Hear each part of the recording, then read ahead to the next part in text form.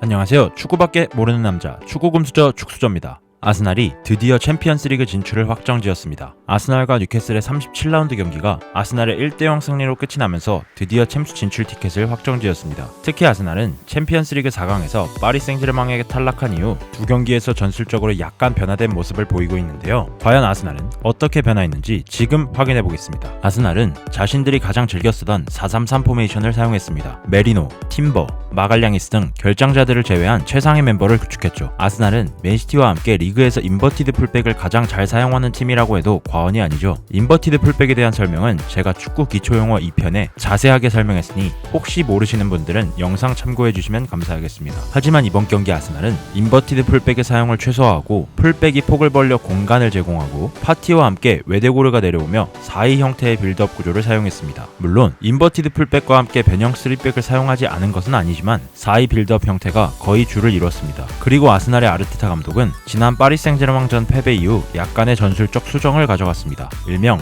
마르티넬리 시프트인데요. 왼쪽 윙어인 마르티넬리가 중앙으로 좁히고 전방 공격수인 트로사르 혹은 메리노가 아래로 내려오기도 하고 좌측으로 빠지기도 하면서 자연스러운 스위칭을 가져갑니다. 그렇다면 굳이 왜 마르티넬리 시프트를 사용할까요? 마르티넬리는 아스날의 에이스라고 말할 수 있는 선수는 아니죠. 오히려 아쉬운 폼으로 시즌 내내 아스날 팬들의 질타를 받았던 선수입니다. 하지만 그런 마르티넬리가 아스날에서 가장 잘하는 것이 있죠. 바로 속도와 기동성, 그리고 체력. 마르티넬리의 속도, 기동성, 체력을 이용해 아르테타는 전술적 수정을 가져갔습니다. 지난 뉴캐슬과 첼시 경기의 전술 분석 영상에서도 설명했다시피 뉴캐슬은 3백을 사용하고 3백에 있는 선수들이 모두 상대 공격수를 한 명씩 마크하며 애초에 볼이 가지 못하도록 전진 압박하는 형태의 압박 구조를 가집니다. 아르테타는 뉴캐슬의 이 압박 구조를 역이용하고자 마르티넬리를 사용했죠. 중앙에 있는 트로사르보다 기동성이 좋은 마르티넬리를 중앙으로 옮겨 더 빠르게 내려와주는 움직임을 가져가도록 지시했습니다. 그 결과 뉴캐슬의 셰어가 딸려 나왔고 마르티넬리는 바로 앞쪽으로 스프린트를 합니다. 그렇게 되면 어떻게 될까요? 자연스럽게 셰어를 비롯한 뉴캐슬의 센터백들은 라인이 내려갈 수밖에 없고 미드필더와 센터백 사이 공간이 벌어지며 아스날의 선수들이 좀 더 편하게 볼을 잡을 수 있도록 만듭니다. 또한 뉴캐슬의 미드필더들이 아스날의 깊은 지역까지 압박을 위해 전진했다면 자연스럽게 아스날의 공격수 3명과 뉴캐슬의 센터백 3명의 1대1 구조가 만들어지고 이는 롱킥의 확률을 높일 수 있게 되죠.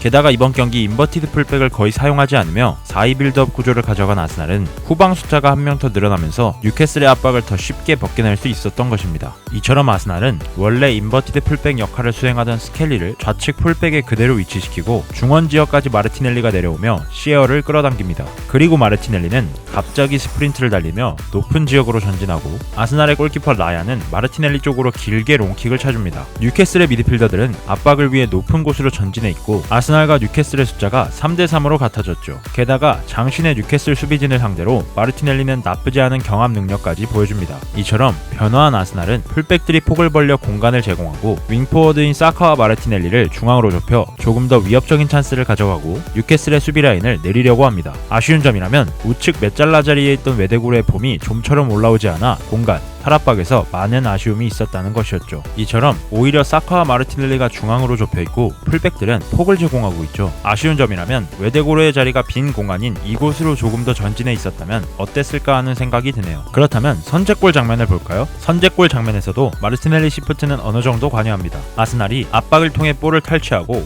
외대고르가 우측에서 볼을 잡자 마르티넬리는 중앙으로 침투하여 상대 센터백들의 시선을 끕니다. 이때 뒤에서 들어오던 라이스에게 볼이 연결되었고 그대로 라이스의 중거리 득점이 터지죠. 라이스에게 슈팅할 수 있는 공간을 만들어준 건 역시 마르티넬리가 성실하게 중앙으로 침투했기 때문이겠죠. 물론 어제 경기에서도 아스날은 뉴캐슬의 압박에 당황하며 후방 빌드업에서 미스도 있었고 두 줄로 수비하는 뉴캐슬에게 고전하는 장면도 있었습니다. 또한 아르테타는 확고한 주전 라인업, 부족한 로테이션, 너무 많은 권한을 가지고 있다는 지적이 나오는 등 아직 고쳐야 할 문제가 많습니다.